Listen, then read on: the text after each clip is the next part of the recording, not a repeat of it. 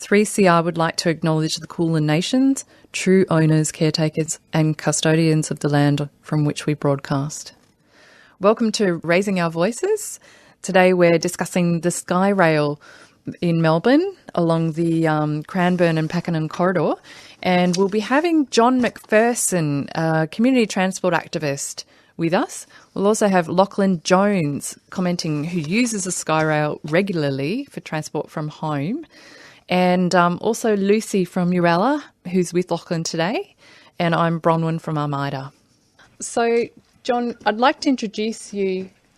I understand you're a community transport activist. Yeah, that's right. Yeah, look, I've been around the public transport scene for decades now. I've been involved with the Public Transport Users Association quite a lot.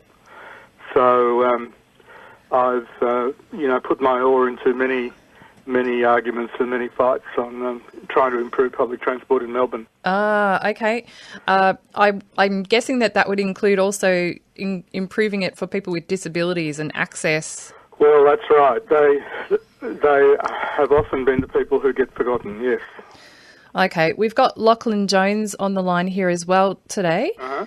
Do you want to say hello, Lachlan? Hi, my name's Lachlan. Hi there, Lachlan. And we also have Lucy. Hello, Lucy. No. We're wondering, John, if we can ask you some questions about the Cranbourne-Pakenham corridor Skyrail here in Melbourne. Yep. I understand that it's still under construction.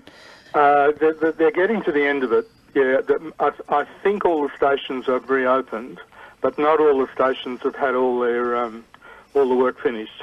Okay. So it may be that some of the stations haven't had all the lifts and escalators and things like that. Right. Okay. We understand it's about 1.4 kilometre and $1.6 billion project. Mm-hmm. Some opinions are divided in the community. Some houses nearby are not pleased. Yes. It does seem, though, that since the thing actually got built, that some of the people, at least living nearby, have softened their criticism. Okay. They're admitting that it's perhaps not as bad as they were told that it was going to be. All right. Some people have said that the noise levels haven't really got any worse than they were when the trains were running on the ground. I see. Level crossings, which is, I guess, a good thing. Good to hear. Okay.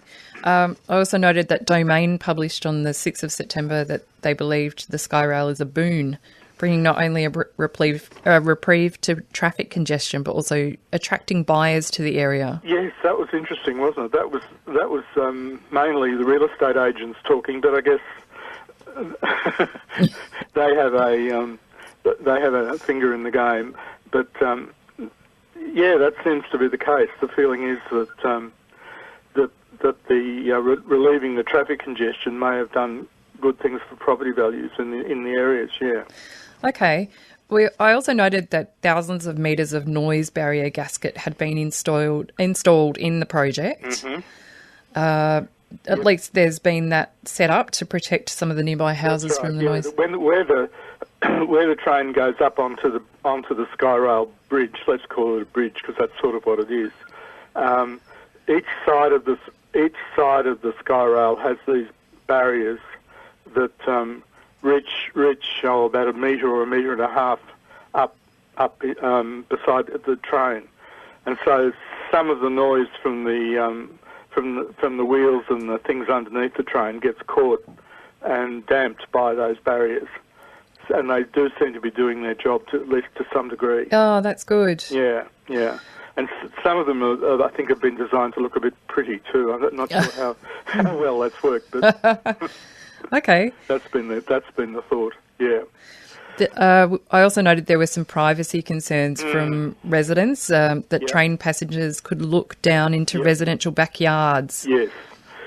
Well, I think there is some of that, but in actuality, the train is usually going past it at quite a speed.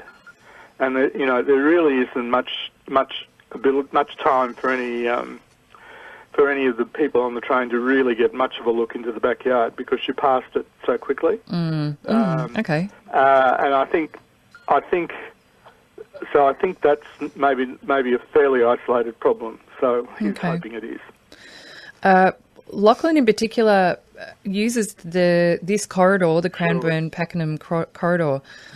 I believe, Lachlan, you were saying it's quite difficult for you. Is you have a dual disability, you have a vision impairment. I've got a vision impairment, and I've also got I'll rephrase that. I've got using a wheelchair as well. Yep. So I didn't catch that very well. Sorry, Lachlan. Sorry, my worker was just moving me closer. I'll rephrase that. I've got mainly the physical disability and amongst others vision impairment and epilepsy, which I don't know whether that's relevant. I would say it's relevant because what happens if someone like myself, even if they're not in a wheelchair and they're pardon me, finding it hard to see your way. So just say if someone's not in a wheelchair, and they've got epilepsy, and they are in the middle of having an attack, and they're mid air, so to speak, and there's no way down. If you're having a seizure. Correct. So,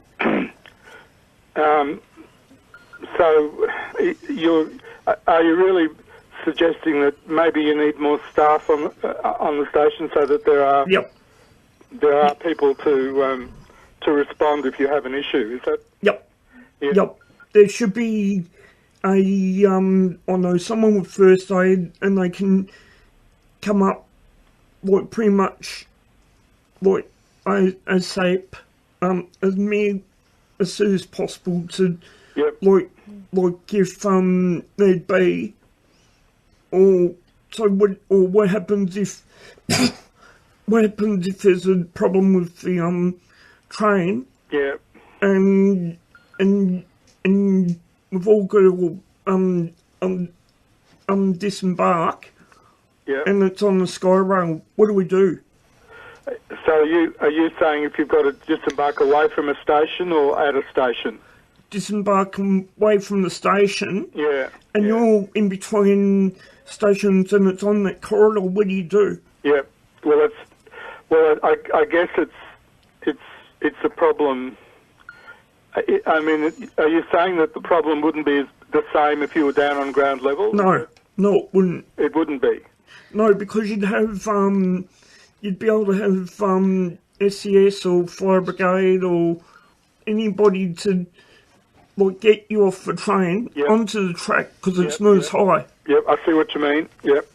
Well, I think that's a genuine and a real issue, and I don't know if anybody has really thought that one through, Lachlan. You're listening to 3CR, Raising Our Voices, and we're talking about the Skyrail project today. The current trains, they don't have any end doors at the end of the trains where the driver where the driver is. There's no actual door there that passengers can use to get down onto the track. There's only the side doors. Okay. And as Lachlan's explaining, if you're up on the Skyrail and the train's broken down between stations, getting help to somebody in the train who hasn't got much mobility is a real problem.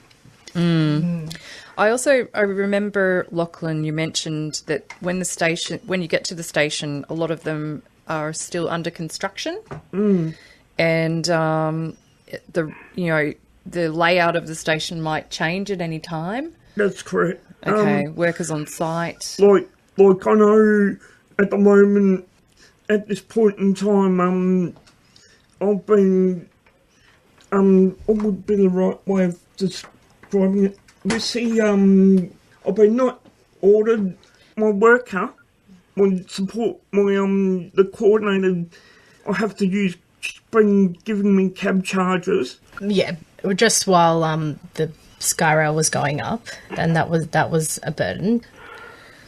I understand, Lachlan, you have someone travelling with you when you're, especially at night time, because you're not able to...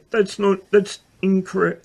Travelling at night, I very rarely go out at night, so at this point in time, there's been, I think it's 2 occasions where, I know, just going off, getting sidetracked, pardon the pun, going to my mum's because of the Skyrail and getting to my mum's, I've been able to get cab charges through, I've got funding for cabs. That's good. Which enables me to, it enables me to, they're there as needed, so... So in the night time you will use a taxi rather than get the train? Well, depends, really. Okay. Yes, the station layouts, while Skyrail's been built, could change because they were having to channel passengers, around the station in various ways while they worked on other parts of the station. And it would mean that the ground wasn't often all that even either, so that the access to the station was pretty difficult at times, and hard to get a grasp on it, particularly when lighting wasn't very good, and particularly at night, I would think. But the hope is that when the stations are completely finished, that the services will all be smooth, and the lighting will be good, and you'll be able to find where the lifts are to take you up to the platforms easily, and things like that. But I would certainly agree that while it's been under construction, it's made life pretty difficult. At the station that you use now, Lachlan, Yep. the train is level with the platform, so you don't need a ramp. Is that right? Again, Lucy can vouch for this. I'm not dumping you. I'm not dumping you in it, Luce. This morning we were trying to board a train, and my chair, the front of the wheels, got wedged in between the gap and the door. So you actually did need a ramp. Yes. Having the adjusted platforms have been great for most trains, but some of the newer trains, I believe they've come over from France, as Lachlan has told me before, they don't fit in with the new platforms, so they do need ramps in those situations. So because they're quite significantly different. Yeah, Lachlan. The train that rocked up this morning, I really purely anticipated that we didn't need a ramp, and I misjudged it, and my wheels got wedged. Thanks to Lucy being there when she was. Yeah. Like the driver wouldn't have known. Well, it's a real worry if the drivers aren't paying attention and notice what's going on. Yes. Did I read the other day, Lachlan and Lucy, that the two of the trains, the comment trains and the extrapolis trains, the floors line up at the doors. The floors line up really well with the station. They do. They do. But then there's the other ones, the Siemens trains. They're useless because as I said this morning, we waiting for the train, and we got a Siemens train. Yep. And the step was about that big. Yeah, about that big. And about 10 centimetres, maybe? Maybe more. How much do you reckon, Liz? Probably more. Probably getting closer to 20, I would say. Yeah, okay, that's pretty 20. hard to negotiate that. Yeah. The chair. And I'm only going on, so I'll go on what Lucy said because of my vision. Yeah. And Yeah, so I, like, had Lucy not been there, I would have got pissed off with the driver. Oh, sorry. That's okay. No, that's all right. I would have got annoyed with the driver. Yeah. And so, because I was annoyed because I was scared that, like... What was going to happen? Yeah. Getting on, boarding the train. Well, getting on, and I was worried that the train was going to... He was going to toot on and go. Yes, that's always the worry if you're caught in the door like that. Yeah. You're listening to 3CR, Raising Our Voices, and we're discussing the Skyrail project today in Melbourne. I also understand that in the past, Lachlan, that bikes on trains have been a bit of an issue. Yep, that's correct. Again, I've had some ongoing issues with bikes, and I've had I've had ongoing, because I have a little red trailer with me hooked up behind my chair to work for the big issue. And I carry it for varying other reasons. And carrying things in there. Correct. In my trailer. And I need that little bit more room. Without my trailer, it still would be... I still would need room to manoeuvre my chair. Yeah.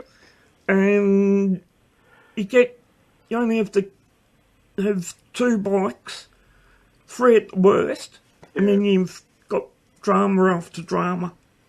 Well, it's true that even one bike takes up a lot of space. Yeah, it's correct. And I've noticed most people, when they bring a bike onto the train, they don't really try and park it in the most sensible corner. No. They often just sort of dump it. No, and they don't give a care in the world. No, and I'll dump it and then I'll walk away and sit somewhere else. Yeah, they will. Which I think is incredibly bad manners. It's nothing. I know, and I've asked them. Yeah. Like, I know I used to wheelchair race. Yeah. I know when we used to mono our chairs to get them in the lift and lift the wheels, the front wheel upwards, facing the roof. Yeah, yeah. I told the bike riders if they'd say, it's too difficult, just get your bike down the aisle and wheel it upwards. Yeah, yeah. And move it down the aisle. You'll be able to fit it perfect. So there's you don't have to be a brain surgeon to find that, to do that. So no, I agree with you on that one. Yeah. Look, concerning the trains and the doors and the height of the floors, it may be that the Siemens trains are going to have to be fitted with some sort of a slide-out ramp at least some of the doors on the trains. Do you think? Yeah, because they're quite significantly different. Well, it's not like, it's highly unlikely Metro are going to give them, be able to, what are they going to do with them? They've already, inherited them from M trains, a number of years ago, so they can't, it's like, once you've bought something, that's it, you can't return it. So they've got to, and because they can't return it, they've got to spend money. Yeah. Which means it's more expensive. It's starting to happen in Europe that they are actually fitting trains with, slide out ramps, little ramps. Like the low floor buses. Yeah. There's a whole fleet of trains in let's see, I think it's Glasgow. A whole fleet of trains in Glasgow. Oh, yep. where they've got lots of stations with sharp curves in the platforms. They're fitting their new trains with all to have a slide-out little mini ramp at the doors to fill up the gap. Yeah. And that'll work automatically, apparently. Yeah. So, these sort of things can be done. And it's just really whether, the officials who run our system want to do it. Well, it's a matter of if they're wanting to let them off float the wallet at the end of the day, isn't it? Yeah. Well, it's the same. It's the problem that we've had now. For 20 years they've been promising that they were going to make the system, disability compliant. And progress has been painfully slow, as you know. Yeah. On the train and tram system. Well, with it took. I don't know whether you remember, quite a few years ago. Do you remember a guy called Chris Jones? Not sure I do, but go on. He was in a wheelchair. Yeah. He had those model which had his electric chair had two big wheels, front drive, and his smaller wheels right at the back. Yeah. And he was trying to cross the tracks. Oh yeah, I remember that case. Yes. Yeah. And he got caught in the track. Is that right? Correct. Yeah. And he couldn't not move his chariot. In time. Yep. And then bang. Yep.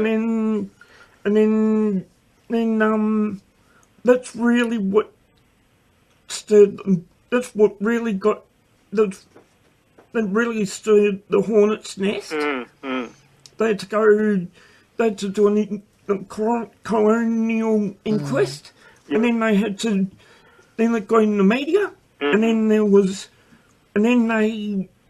we had to fight tooth and nail to get grade separation. It's a terrible thing that happened. And we blockaded trains, God knows what, and then it's still, so it just means that, like you don't, it's pretty sad and unfortunate, you have to, wait until someone dies, and then it's not just a person with a disability, it's also the families, it's also the passengers, so it's all, I only had a sister, I think, from memory. Okay. And then, so the driver, so it affected him big time, so it's more than likely he won't be able to drive a train again, thanks to that. Yeah, it's a terrible situation. Yes, I think all we can do is continue to, pressurise the government. At least we can only hope that all the new stations that are being built as part of the level crossing removal project, that all the new stations are going to be, all properly disability compliant. They're meant to be. That would be great. So I understand that bikes are really directed to go onto the last carriage of a train. Yes, that's correct. Sorry, before you go, I've had numerous run-ins? Yeah, numerous run-ins and conflicts with bikes. Yep. And with my red trailer, I've had it on the back, and Lucy can vouch for me. Do you mind? Yeah, but I mean, a real positive that's come out of this is, train drivers now are really enforcing it that much more, and especially on the new stations on the Skyrail, it is actually clearly marked. Right. Look, I might not have seen that, but they actually are. It's painted on the thing that no bikes with the actual X through it can go on to the first carriage. It's clearly marked. So hopefully, so they're trying to make sure the bikes go on a different part of the train to yes. Sorry, but chairs. Yeah, but what really I know, I'm not trying to be ungrateful. I might be an old cynic, but when it comes to things like that, because I'm an old cynic, because I've done it for such a long time, I'm sort of person, I'll believe it when I see it. Like, how am I going to have faith when how am I going to trust and faith if I don't see a bike on a carriage? Yep. Just finishing up, I'd like to say thanks, John McPherson, for your input and time today. It's very valuable. Oh, that's okay. I was happy to do it. Okay. And thanks, Lachlan and Lucy. Good luck, everybody. You're listening to 3CR Raising Our Voices and Completada Bailable coming up shortly. Thank you very much. Thanks. Bye-bye. Thank you. Bye.